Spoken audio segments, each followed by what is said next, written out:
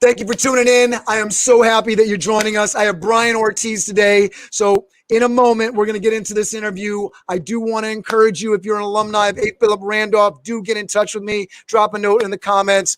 Get in touch with me. I'm not hard to get in contact with. We want to connect alumni. We want to bring you together. We want to give you the ability to prosper and push your career forward. Mentors and mentees, we want to connect them. We want to bring value back to the current students at A. Philip Randolph and to our alumni. With that, I'm going to get into our theme song, Bop Along With Me. I'm looking forward to getting into this interview with Bryan Ortiz. Hang with me.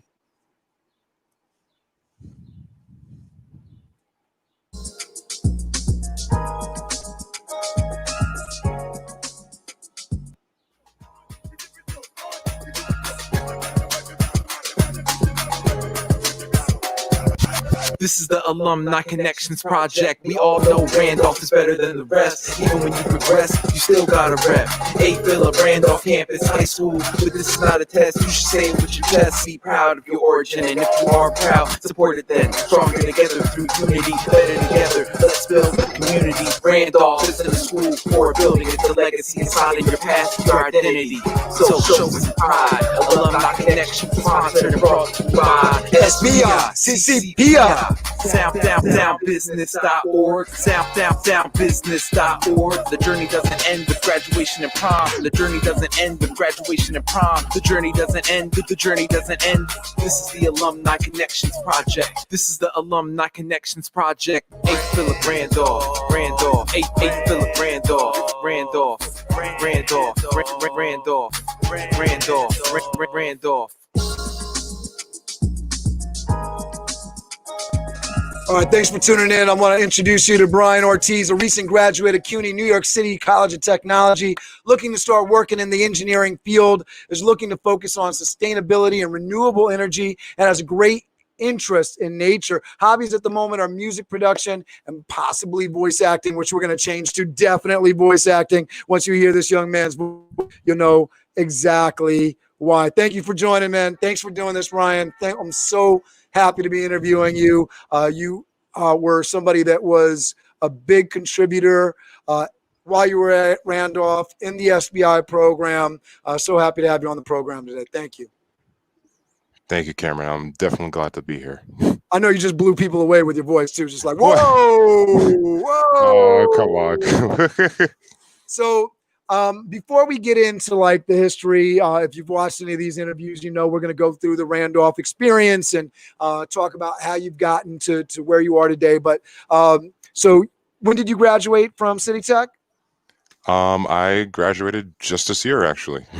So 2020 graduate, dealing with COVID 2020 graduation issues, challenges, interesting feelings. The amazing historic nature of graduating in 2020, joining a peer category that is going to remember this for a long, long time to come. You graduated from Randolph in 2014, correct? Yes, that is correct. All right, 2014. So talk to us about, you know, the journey, just what you're doing right now in this moment. I know you're looking for stuff. You're in that mix. Are you working someplace currently? And, you know, what's going on aside from being a recent graduate? So mostly what I'm doing right now is, right now I work at as a bank teller right now. Which bank are you working for? Santander Bank. Santander. Yes, indeed. Yeah.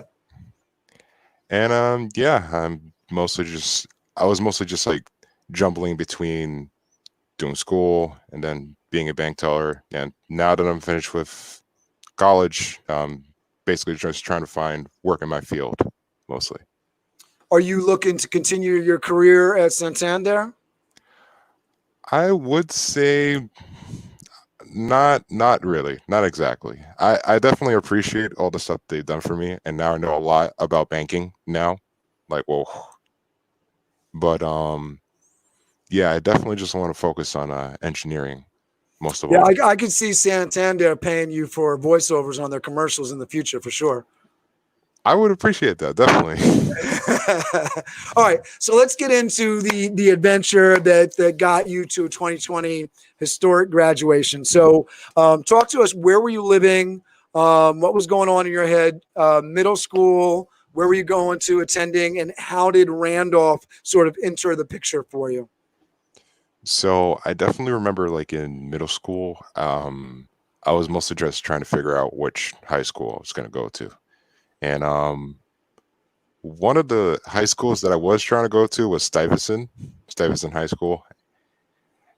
I tried to do the SAT test, and I was like 42 points away from actually getting into there. And I SAT was or just like, not the SAT, the special exam they have, right? yes. I'm totally forgetting the name. Yeah, I don't no, know why. I think there's a specialized school test, something like that. Yes. Yeah. Okay. Yeah. Mostly. Yeah, so you But took a specialized test, and of course, that was probably pretty challenging. yeah, that definitely was Yeah. at that time. It's tough. It's tough, and especially, it's one of the nice things about Randolph is that it's and the history of it is that it was kind of the Stuyvesant of Harlem. It's definitely gone through changes over the years. It's ups and downs. I think it's on its way back with David Fanning being at the helm to being a very academically rigorous school. So how did Randolph come into the picture? Randolph was mostly like one of my choices in like regular high schools just to see if I could get in, and I got in amazingly. And as soon as I got there, I'm looking around at Randolph, and it was just interesting to say the least. Just like seeing all the stuff that was like in the school. And first person I actually met in Randolph was Jorge Cruz. Funny enough. Shout out to Jorge Cruz. We'll definitely tag him in the comments. But yeah, So what was your initial impression of Randolph as you were coming through the doors? it's definitely big. I think that was like my first impression. Like, man, this place is big. And was that like a good thing, or? I think it was a good thing because it was just like, oh man, this place is so big, so much to like explore about this place. That's mostly how I was thinking it. And what was appealing? What was your initial thoughts as you were coming into the building? What did freshman year look like to you? Freshman year, I guess it was mostly as I was like starting freshman year, my first initial thing was just like, oh, this is like a whole new like chapter. This is like a whole new thing for me. Gonna meet so many people. Me and my friend Kenny. I just met Jorge, who I haven't seen for God knows how long. Oh my goodness. And yeah, I guess that was my first impression, just like meeting new people. And yeah. That's awesome. So talk to me about what what for your first experiences getting into like the classes. What was your first sort of entree into SBI? What, because I know were you involved since ninth grade? I think so, yeah. I started because like I used to do stage crew in my middle school. And I was just like, oh, there's stage crew in here. I might as well do it. It's pretty cool. Yeah, I remember you being seriously involved with that for a long time. Taking advantage of now the name, of course, flew out of my head, but what's our South African friend, the technical director, Farley. So Farley taking advantage of Farley, taking advantage of Robert, taking advantage of all the resources that were available in the auditorium, the light board, the sound board, the rigging, the lights, all the audio equipment. I remember, every time I was down there at the school, you were knee deep in installation and show. Those cables, oh my goodness. So talk to me about what that experience was like, and maybe some of your favorite experiences in Randolph, and maybe some things that you didn't love so much. Well, I think we could start with the stuff in SBI. I think like when it came to SBI, it definitely showed me to like understand what people are asking of me to do, and like not panicking at those moments, because if you panic, then you're just like, oh, I'm frozen. I can't do anything. And then I remember one of the times where like Ozzy was just like, dude, just do this. And I'm like frozen for no reason. And I'm just like, ugh. Did you enjoy that dynamic of like learning the ropes that way and sort of getting over some of your fears? Yeah, I think getting over my fears was the biggest thing being in the program. And that's definitely why I enjoyed it and why I stayed. Oh, that's awesome. And tell me about some of your favorite aspects of being at Randolph and some of your maybe not so, favorite things about Randolph. We'll start with the favorite things first. I'd say for like my favorite things about Randolph was like all the new people that I met and all the friends that I met that I'm still connected to now. Like I'm still connected to Jorge. I'm still connected to like, I don't know if you know the girl's name, Alice. There's Steven Marquez, and there's just like a whole bunch of other people. And then I don't remember. Was she in Tech Crew, Alice? Alice was not in the Tech Crew. I still remember her. What were the female members of the Tech Crew? Because that's easier to remember for me. If I remember correctly, one of them, her name was Natalie. Yeah, I remember her. Yep. Natalie was there. I think for Alice, she was just in that show called Trapped. Okay. And that's why I met her. Okay. And so you were meeting new people. And what was some of the things that you didn't love about Randolph? I think it was mostly due to like a lot of people just being very aggressive and just the fights that would also happen at times. Would you describe yourself as a introvert? I would say more in the introvert. Yeah. Like partially. Jorge Cruz says Tech Crew and CCPI talk about a blast from the past. Oh my gosh. Yo, Jorge, what's up, man? Yeah, I think that from what I saw, Tech Crew really broke you out of your shell, because I noticed, the change from, early on in your Tech Crew experience, and how much more vocal you were, and how much more comfortable that you seemed as you got deeper into the years. Talk to us about the lead up to junior, senior year, and what that sort of transition was. Now you're in junior year, and we got the CCPI dynamic. We're saying, okay, you got to do SATs. You got to start thinking about what colleges to go to. So talk to us about what was going on and what your thought process was there. Yeah, it was mostly just like considering like, okay, which college am I going to be able to get into for sure? Because colleges they're much more like difficult to get in. What was the challenging thing to you on that? What sort of maybe intimidated you?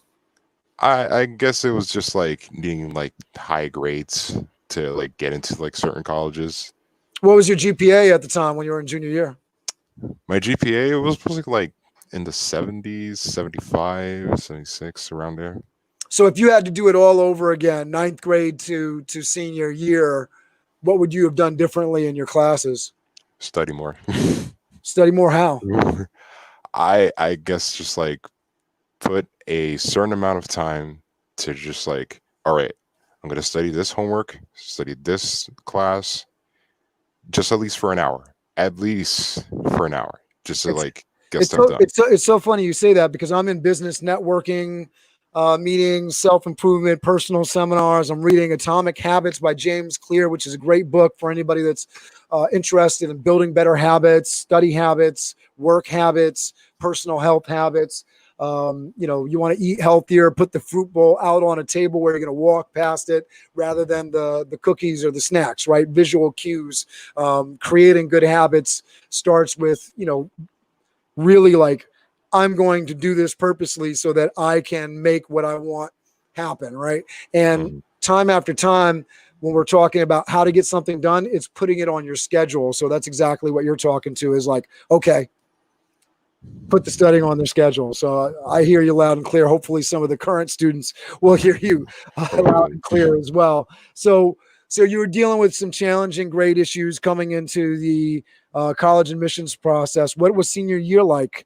And it's sort of interesting that you're not talking about your classes at all. Did you have some interesting classes? Were there some good teachers, or were classes not great? If there's one teacher for sure that I could recommend who was the best, it was Mr. Biles. Mr. Biles, art teacher. Yes. And Mr. Biles, I feel like he influenced my style of clothing of what I'm trying to go for. Because he looks so cool. And I'm just I need to dress like him. And he had I saw it more than other classes, so I can't speak to every other class, but because his class was on the first floor and we were always pulling desks and whatnot out of his classroom, I saw his classroom probably more than any other classroom in the building. We were in other floors. We do rehearsals and practices, very well, running up and down the stairs, going up the elevators, bringing equipment, boom boxes, all the things that went along with tech. And you'd see a lot of different rooms, but in particular, Mr. Biles' room stood out. For anybody that's currently in school, anybody that's an alumni that went through Mr. Biles' class, he did an amazing job, an amazing teacher, and really put a lot of effort into making sure when you walked into his classroom, you were walking into a creative space and a place where he really cared about you as an individual and what you were going to be able to do. Really amazing teacher. So I'm glad you shouted him out. So absolutely. When we talk about that, were there other teachers that you didn't love so much? I feel like Miss Reisman, who is now Miss Weiss now, I feel like it is kind of my fault because I always would not pay attention in class. I would always be distracted. But she would always just call my name. And it's what the heck is this? I remember her name coming up often, not as a bad teacher, but as a difficult teacher, a class that you could not skate by a long shot. Yeah, exactly. No, you really can't. Yeah. All right. So senior year, you're applying to colleges. What colleges did you apply to? Tell us about that process. I think I mostly was just thinking about doing CUNYs. Mostly, and at the most maybe a few SUNYs just to see if I could go out and do the college experience mostly, because we were pushing it. Thompson was pushing it. That's it. Yeah. But yeah, at the end of the day, I didn't really mind which college I would get into. I was just wanting to start college and just get going and finishing it mostly. So you graduated in 2014. Did you get into more than one college? I actually only got into City Tech, surprisingly. So you chose City Tech. That was the school that admitted you in. So you got into City Tech. Now, you graduated 2014. Now you're graduating college 2020. So six years later, right? So tell us about that adventure. What did that summer look like after Randolph, and talk to us about the journey into City Tech? That summer, it was very relieving. It was just wow. You were done. I'm done. Yes. If Jorge's still here, I know me and him can agree that we were just wow, that's it. We're finally done. Oh my goodness. But that whole summer was like, it's pretty chill. And I guess I was just getting ready for college mostly. All right, so you get into so you was your first experience with City Tech in terms of like being on the campus. Did you go to the campus during senior year of Randolph? I didn't get to go to the orientation for it. Okay, So so your first experience with City Tech, you're registering for classes, getting in with the bursar and all that stuff. What was that experience like as you were entering City Tech? it was pretty hard because like it's a lot of like different sections in the college that you got to pay attention to. It's just like, oh, this section in this classroom, that's where your next class is. I'm like, oh my goodness, Where's the what City I Tech do? campus? The City Tech campus is if you take the A train over to J Street Metro Tech, just like walk up and then it's right there. That's Brooklyn. Yes, All over in right, so Brooklyn. you're in Brooklyn. Is it a big campus? It is a big campus, but for like the city, definitely, because they also have like the big building, the main building, and then they have a separate building for like more engineering classes, which is what Okay. I found out. So what was your focus as you were entering City Tech? What was your goal? Just to finish college mostly. I Did you have a major in mind? Did you have a thing that you wanted to leave City Tech with other than the diploma? Other than diploma, yeah. I actually started out in electrical engineering first, Okay. just to like see how it is. And like, oh, I like electricity. Sure, why not? But as I started learning about mechanical engineering, I was just like, I think that's more for me because I wanted to like work on like big pieces and like do like inventions and such. So So you started out in electrical engineering, got into some of those classes. What was that like? it was a lot of programming. That's what I also noticed is it's more programming, less on the like hardware stuff, which is what I was interested more. Yeah, you were very much on the hands end, doing the tech crew stuff. You wanted to be handling the cables and playing with the soundboard and that sort of stuff, right? Yeah, Yeah, creating. You know, I want to just Jorge. We stood on that staircase for a good minute outside, looking at the Randolph Castle-like architecture, wondering how we did it. First thing we did was Jim Ramen night right after. Jim Ramen. yes.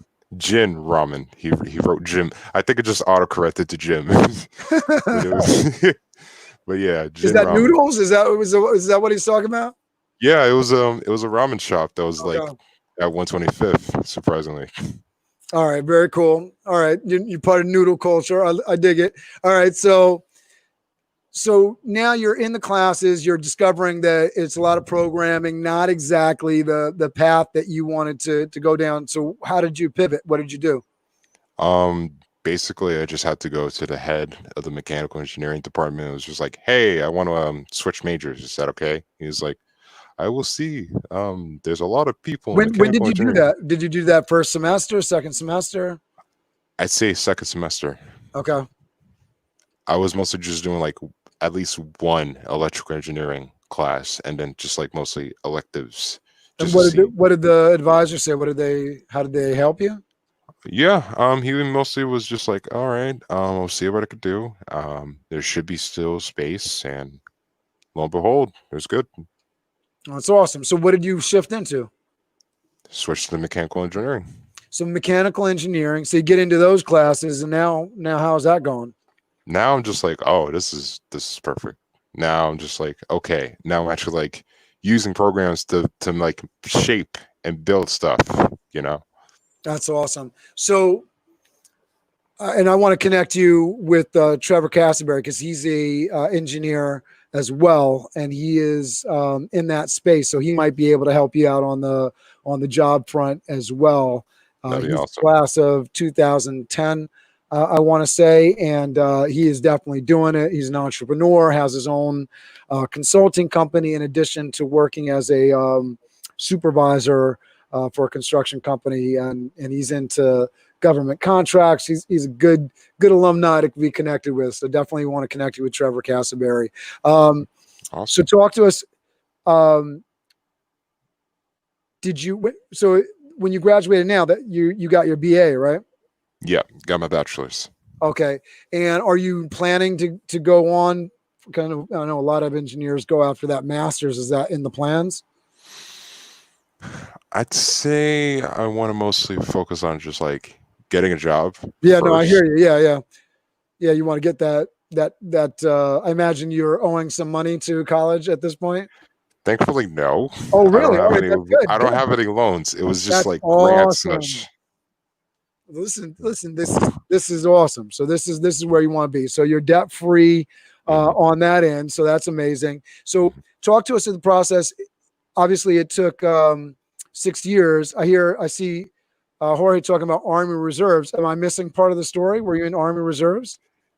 He wants me to join the Army Reserves. Oh, because you should definitely get an interview with him because he could talk all about like him being in the Army now. well, he knows how to get in contact with Jorge. Come on, man. Let's get this interview set up. Yeah, buddy. Send me an email, Cameron@totheventstaffing.com. Let's get it going. Cameron@townbusiness.org. You know how to get in touch with me. Private message on Facebook works too. Let's go. Definitely go. All right. So it took you 6 years to get this degree, right? So what was the? Because I imagine that wasn't exactly what you wanted, right? Yeah. So what happened that created this time lapse? I would say like a lot of like both personal things that I had to deal with and then moving out for the first time.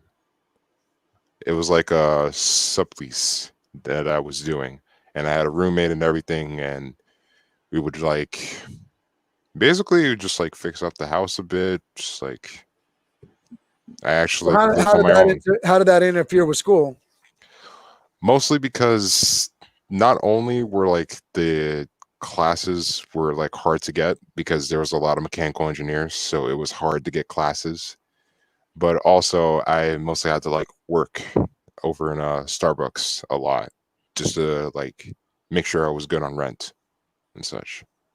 I got you. Yeah. This is typical challenges for folks that are trying to do school and deal with real life. It's one of the reasons that Thompson and I and many others will advocate like go and live on a campus, even if living on the campus means off-campus housing or whatever the case may be, but having that focus and having that support system. It's tough in the city to get the work study programs that are actually going to work in a way where you can afford housing because it's New York City. Whereas you go to a school in upstate or down south and you're talking about $600 rent, you can easily be paying double that for something that's probably a third or fourth of the size in New York City, rooming with somebody else, right? And this is the challenge of trying to live and do stuff in New York City, or the flip side of that, trying to study and get through college while living at home, while dealing with old friends, old love interests, and all the lovely things that go along with that. And that's my story because, as I was telling you before we jumped on, I didn't graduate from high school. I got my GED. I had a kid at 19. That complicates going to college. And by the time I actually followed the girl in the red leather pants and got into college, I'm a single father because I'm not with the mom. So I'm trying to do that. I'm trying to work, trying to go to school at the same time. It's complicated. It's complex and it's challenging, but you made it through. You graduated, right? Talk to us about senior year. Your this past 2019, 2020 year, I imagine was fairly light because you had tough time getting classes. So maybe the course load wasn't really crazy. You were just finishing up some credits, right? Mostly. Like this semester, the spring 2020 semester was definitely like a hard one because it was like 5 classes that I had to do. So in order to get it done, you had to push on the classes. Yeah. Yes, I did. But as soon as like I finished those classes, I said, It's mostly good. And now I'm just waiting on the email saying like, "Hey, congratulations, you have graduated. We are sending your diploma." Da, da, da, da, da. Well, listen, congratulations. I'm so Thank proud of you. I'm so excited to see what things that you're going to do. I know that you have opportunities in the voice acting career for sure. That is 100% happening because you got the voice for it. Like I said, I encourage you to do things. So hopefully, folks that are watching, hey, get in touch with Bryan. He can do voiceover for your cartoons. He can do voiceover for your commercials. He can do voiceover for whatever you need. He's hungry. He's ready. I'm actually, I'm putting stuff together. I'm doing some stuff. If you want to work with me, we'll get your name out there. We'll get your voiceover on some of the stuff that I'm doing through the content that I'm creating. I'm working with the video guy. His name is Max Bovin. Bovin's Video Productions is his company. I know Gio is somebody that he's a fellow alumni of not only A. Philip Randolph Campus High School and SBI and City Tech, right? He is somebody that is a dominant force in graphic design and video creation. So you got so many people that you can connect with. I definitely want to connect you with Trevor Cassaberry, who is an engineer that is doing it in New York City, working out of the Bronx right now. Where are you living right now? Where I'm living right now is back at my grandma's house through the time being. Where's grandma? Over here in Manhattan, in Inwood. In Inwood. All right. So you're uptown New York, right? So there's so many people that are right next to you. Trevor Cassaberry is in the Bronx, so he's like a hop and skip and jump away from you on a train, I'm sure, right? We're going to get you connected, and we're going to get you out there. Talk to me about the opportunities that you're looking for and how you can possibly help fellow alumni if they're, looking for something, or students that are, trying to figure things out. Maybe they're coming from a similar GPA background from you. How could you talk with them and help them and work with them? I would definitely say voice acting and engineering and even music production. These are all just like definitely the engineering part for sure. I'm definitely willing to help any other engineer to like go forward with what they want to do, because I already know for me it's hard to like get an engineering job in the first place, no, in fact even an internship. So I know how hard it would be, so I'd be willing to help any other engineers. Yeah, you're going to be in an engineering job soon, I'm sure. We're going to get you connected with Trevor Cassaberry. I think the biggest thing, especially in the job search process, even now, is to understand for any student that's at A. Philip Randolph, that any graduate that, because we're in a very unique situation with COVID right now. But the thing to understand is there is work. There are people that need you working with them in one form or another, and there's opportunity to be had out there. So it's just putting yourself out there and making sure that you are connecting and networking and taking advantage of all the people that in your address book. There's opportunity. I'm not saying not to go on Indeed and LinkedIn and really put yourself out there that way. Fill out the job applications for sure, but it's not what it is definitely who and a lot of people, Bryan. You have a lot of people in your network. You got me in your network, so that automatically ties you to a lot of people. There's a lot of other alumni, so you can definitely get opportunity out there. And I want to make sure that everybody that watches this video understands that loud and clear. There's tons and tons of opportunities. There's work and business still being transacted, even in this crazy environment. And more importantly, for those that are putting themselves out right now and taking advantage of the opportunities in this environment, they're going to come out so much stronger than the folks that were sitting back and waiting for the all clear sign. So the time is now. Get on it. Go after it. I want to give you the final word, and then we'll play that lovely theme song once again. Talk to folks. How can they get in touch with you, Bryan? I guess for me, I have a LinkedIn. You could definitely catch me on LinkedIn if you want. And I guess you could get my email if you want. Should be Bryan Ortiz 54@gmail.com. You can message me anytime. I could like get connected mostly. Basically. All right. There's a way to message me in the private chat. Can you put in your LinkedIn address and I will throw that up there? Oh, definitely. Let me get that right now. I was trying to find it, but there seems to be a lot of Bryan Ortiz's. There's a lot because my name is fairly common. Oh, you know what? I got it. I found it. Perfect. I couldn't go through Google. I had to go through my account. So I'm going to throw that up there. And I will show the world.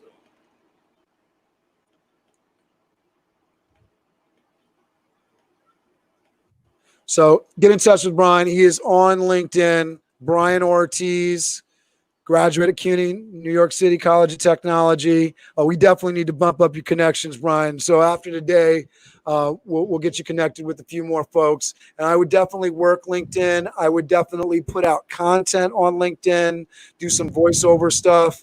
I'll give you some ideas. For anybody that's looking for any kind of ideas on how to use their talents, TikTok is a great place to go to see how other people are doing things in the industry that you want to be in. So just go into TikTok, use the search feature, search up voiceover actor, search up engineer, and not only will there be great ideas there'll be great people to connect with. So definitely use those tools that are available to you. Same thing with LinkedIn. I think TikTok is just interesting because of the video aspect of it, and you can sort of see how people are utilizing their talents in a way where they can show off what they're able to do. LinkedIn is sort of like humble bragging rights. I'm connected to so many people. I've done, so many things. Here's my resume, blah, blah, blah. TikTok is a place where you can go where you can really just show and prove. So it separates the resume from somebody that actually knows how to do something in real life. And I love that aspect of it. So it's a great place to go. Bryan, thanks so much for doing this. Can you say goodbye to your adoring fans here? Thank you so much for having me, guys. I appreciate everything. And if there's anything that I could say is that no matter how long something takes, just go out and go for it. Yeah, I think so. I love that message, man. I really love that message a lot. So thank you so much, Bryan. We're going to play us out here. We're going to bop along with some Randolph. Oh, man. If I can make this work. Oh, the memories.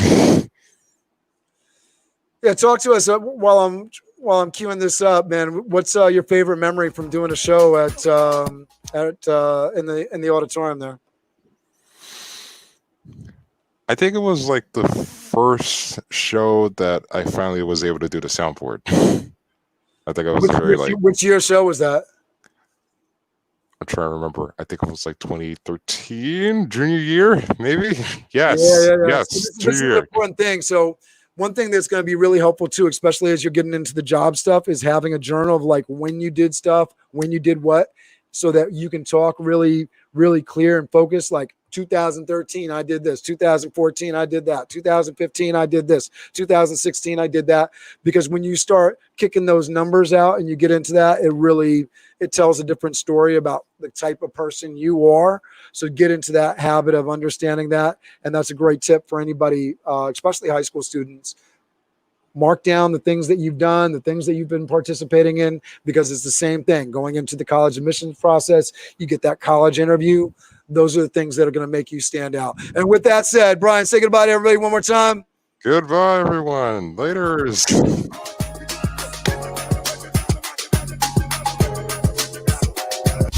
This is the Alumni Connections Project. We all know Randolph is better than the rest. Even when you progress, you still gotta rep.